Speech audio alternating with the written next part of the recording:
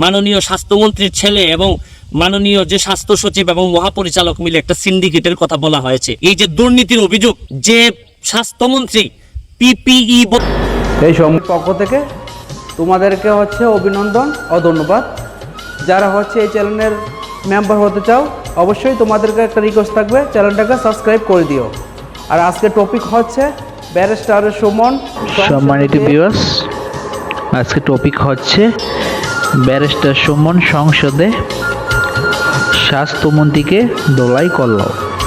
তো অবশ্যই পাশে থাকো, আশা করছি তোমাদের ভিডিওটা অনেকটা ভালো লাগবে। প্রথম থেকে অবশ্যই লাস্ট পর্যন্ত দেখে যাব। তো অবশ্যই কথা বলা হয়েছে। এই যে দুর্নীতির অভিযোগ, যে স্বাস্থ্যমন্ত্রী পিপিই বলতে পারে না, বলে পিপিপি, মানে তার মাথায় গিয়ে পার্টনারশিপ বিজনেস ছাড়া তার মাথায় কিচ্ছু নাই। সে যে পার্সোনাল প্রোটেকশন ইকুইপমেন্ট, এটা পর্যন্ত তার মাথায় নাই। তার মাথায় গিয়ে প্রাইভেট পাবলিক পার্টনারশিপ, মানে ব্যবসা ছাড়া তার মাথায় কিচ্ছু নাই। তাহলে দরকার হলে অন্য মন্ত্রণালয়ে তারা দিয়ে দেন। কিন্তু এরকম একটা ক্রাইসিস মোমেন্টে যে লোকটা ভালো করে হিসাবই বলতে পারে না, ক্যামেরার সামনে যে লোকটা হিসাবের কথাই বলতে পারে না যে এই পর্যন্ত কতজন আক্রান্ত হয়েছেন, হিসাবে যে মন্ত্রী বারবার ভুল করে, তার কথা আমি কি বলবো। একটা আলী রাদিয়াল্লাহুর একটা কথা বলতে চাই। আলী রাদিয়াল্লাহু বলেছেন যে আপনি কখন বুঝবেন যে এই সমাজ নষ্ট হয়ে গেছে, কখন বুঝবেন যে এটা কিয়ামতের লক্ষণ? যখন দেখবেন মূর্খরা এই বিভিন্ন মন্ত্রণালয়ে মন্ত্রী হয়ে বসে আছে, যখন দেখবেন ধনীরা কৃপণ হয়ে গেছে, যখন দেখবেন যারা গরিব আছে তারা ধৈর্য হারা হয়ে গেছে। আমরা তো এরকম কিয়ামতের দিকে রওনা দিচ্ছি মাননীয় নেত্রী। আপনি একটা লোককে জিজ্ঞেস করেন যে মাননীয় স্বাস্থ্যমন্ত্রীর ব্যাপারে কোন ধরনের কনফিডেন্স আছে কিনা। এইরকম কনফিডেন্স না থাকলে, যে মন্ত্রীর উপর বিশ্বাস থাকে না, তার উপর এইরকম অবিশ্বাস নিয়ে পৃথিবী থেকে বিদায় নেওয়াটা দুঃখজনক। মাননীয় মন্ত্রী, মাননীয় সংসদ সদস্য, আমি পারবো যদি আপনারা মাননীয় সংসদ সদস্যরা আমার সাথে থাকেন, তবে আপনি মাননীয় সংসদ সদস্য, আপনি আসেন আমার অফিসে, এক কাপ চা খেয়ে আমরা আলাপ করব ভবিষ্যতে আমরা কিভাবে এটা শুরু করা যায়। এই বিষয়টা নিয়ে কথা বলেন, আমি দেখে তারপরে দেখবো যে এটা কি করা যায়। মাননীয় সদস্য জনাব সৈয়দ সাইদুল হক হবিগঞ্জ। শুরু করিতেছি মহান আল্লাহর নামে, যিনি পরম করুণাময় এবং অত্যন্ত দয়ালু। যতগুলা ব্যর্থ হয়েছে এর মধ্যে প্রথম টপ মন্ত্রণালয় কি স্বাস্থ্য মন্ত্রণালয়। এমন একজন মন্ত্রী, এটা স্বাস্থ্যমন্ত্রী, আপনি মনে হয় দেখেছেন মাননীয় নেত্রী, যে 37 জন লোককে পিছনে নিয়ে করোনার ব্যাপারে উনি আমাদেরকে সচেতন করতে গিয়েছিলেন।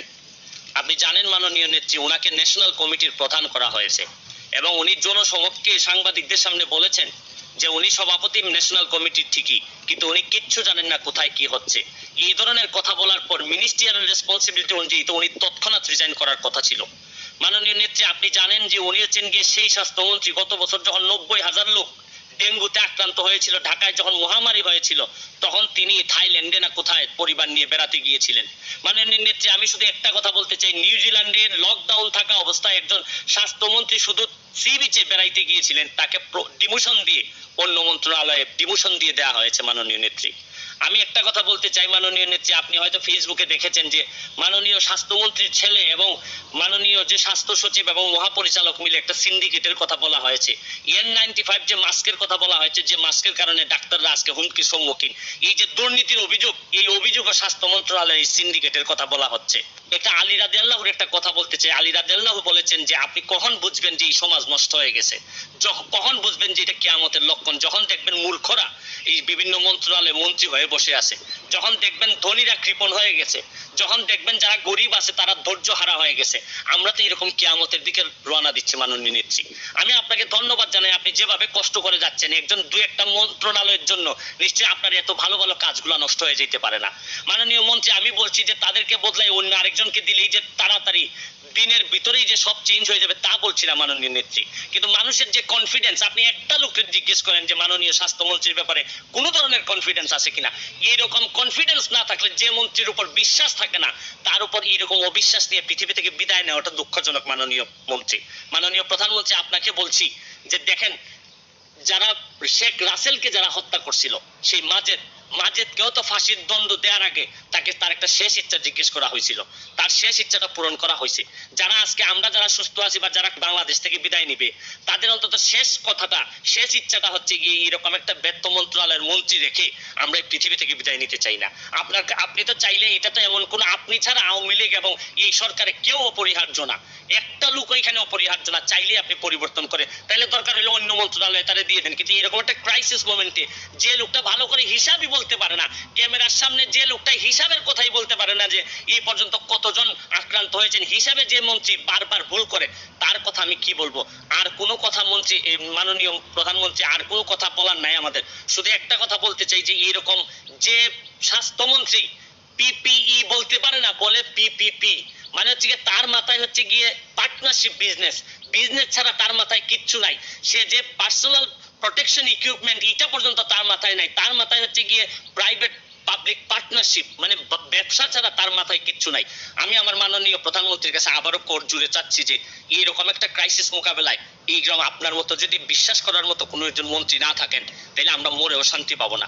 আবারও আপনার জন্য শুভকামনা করে, অন্তত আমি জানি আপনি আমার চেয়ে অনেক ভালো জানেন, ভালো বুঝেন, তারপর আমাদের মনের কথা, অন্তত ভুল হোক শুদ্ধ হোক, সব বেশিরভাগ মানুষ যেহেতু মনে করে যে এই মন্ত্রণালয়ের মন্ত্রী এবং যারা আছেন তারা একটা সিন্ডিকেট করে আপনাকে ডুবানোর প্রচেষ্টায় লিপ্ত।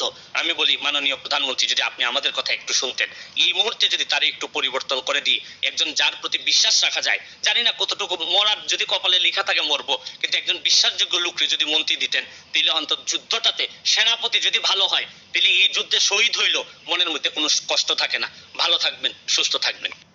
ধন্যবাদ মাননীয় সদস্য, মাননীয় মন্ত্রী।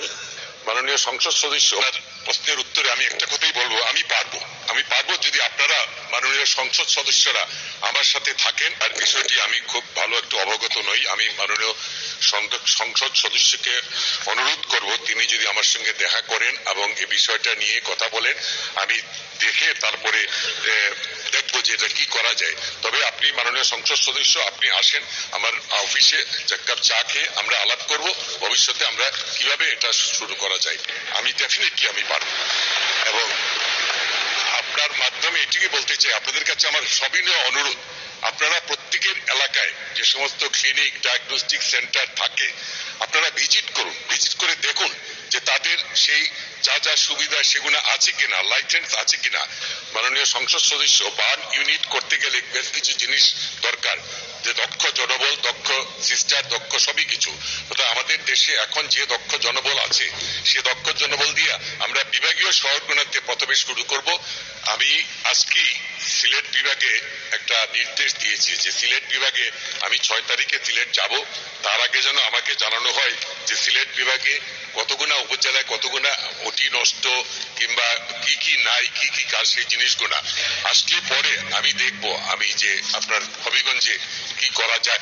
চেষ্টা করছি যে প্রতিটা বিভাগে আমি এখন গিয়ে দেখে যে কি কি সমস্যা আছে সেগুলা চিহ্নিত করে যত দ্রুত সম্ভব আমি এগুলো চালু করার ব্যবস্থা করব।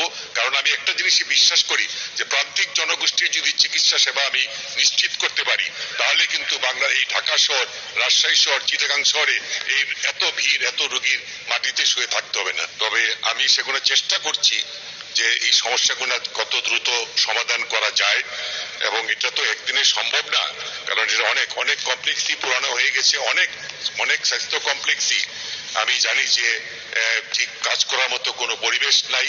তো সেগুলো নিয়ে আমি কাজ করছি, আমি দেখি কতটুকু করতে পারি, আমি চেষ্টা করব। কারণ আমি যদি শিক্ষক ভালো না দিতে পারি, ভালো কোয়ালিটি ডাক্তার পাবো না। আমার বেশ কোয়ান্টিটি ডাক্তার দরকার নাই, আমার কোয়ালিটি ডাক্তার দরকার। যে ডাক্তার হবে মানসম্পন্ন ডাক্তার হবে। তো মাননীয় সংসদ সদস্যের বিষয়টি আমি বিবেচনা করব, আমি চেষ্টা করব ওনার এই সমস্যাটা অতি দ্রুত সমাধান করতে। ধন্যবাদ মাননীয় স্পিকার। ধন্যবাদ মাননীয় মন্ত্রী। দেখলেন দর্শক কিভাবে এবার স্বাস্থ্যমন্ত্রীর সকল দুর্নীতি তুলে ধরলেন ব্যারিস্টার সুমন এবং কঠিনভাবে ধোলাই করলেন এই চোর স্বাস্থ্যমন্ত্রীকে। যেখানেই অন্যায় দুর্নীতি সেখানেই ব্যারিস্টার সুমন ভাইয়ের সাহসী প্রতিবাদ। এই স্বাস্থ্যমন্ত্রী কোটি কোটি টাকা লুটপাট করেছে। স্বাস্থ্যমন্ত্রী তার ছেলে মেয়ের নামে অসংখ্য টাকা পয়সার লেনদেন করেছে, সরকারের টাকা লুটপাট করেছে, কিন্তু তার বিরুদ্ধে কেউ কথা বলার সাহস পায় না। কারণ তিনি স্বাস্থ্যমন্ত্রী, মন্ত্রী, যে কোনো সময় যে কোনো মানুষকে ঘুম করে ফেলতে পারেন তিনি। কিন্তু দেখুন বাংলাদেশ একজন সাহসী বীর পুরুষের জন্ম হয়েছে, যে কিনা এসব এমপি মন্ত্রীদের কোন পাত্তাই দেন না। সকল এমপি মন্ত্রীদের চুরি দুর্নীতি তিনি সাহসিকতার সহিত ফাঁস করে দেন। তাই তো তাকে এখন বাংলার ফাটাকেষ্ট বলা হয়। তিনি আর কেউ নন, তিনি আমাদের সকলের প্রিয় ব্যারিস্টার সুমন ভাই। দর্শক, আপনারা সবাই এই ব্যারিস্টার সুমন এর জন্য দোয়া করবেন। আজ মাননীয় প্রধানমন্ত্রীকে ধন্যবাদ জানাচ্ছি যে তিনি একজন যোগ্য এমপি বানিয়েছেন। মাননীয় প্রধানমন্ত্রীকে অনুরোধ করব তার উপর নজর রাখার জন্য, তাকে যেন কেউ হামলা করতে না পারে, কারণ তার শত্রু তো এমপি মন্ত্রীরা। আজকের মতন বিদায় নিচ্ছি দর্শক। ভিডিওটি বেশি বেশি শেয়ার করে সকলকে দেখার সুযোগ করে দিন। আর আপনি চ্যানেলে নতুন হয়ে থাকলে এখনই সাবস্ক্রাইব করে রাখুন সবার আগে সত্য তথ্য পেতে।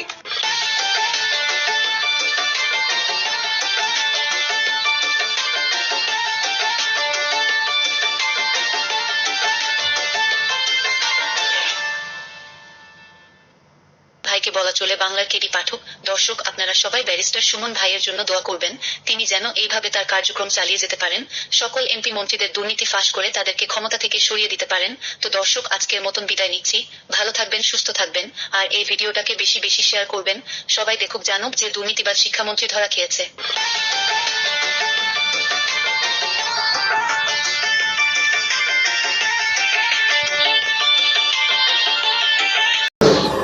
আমার পক্ষ থেকে ব্যারিস্টার সুমন ভাইকে অভিনন্দন ও ধন্যবাদ।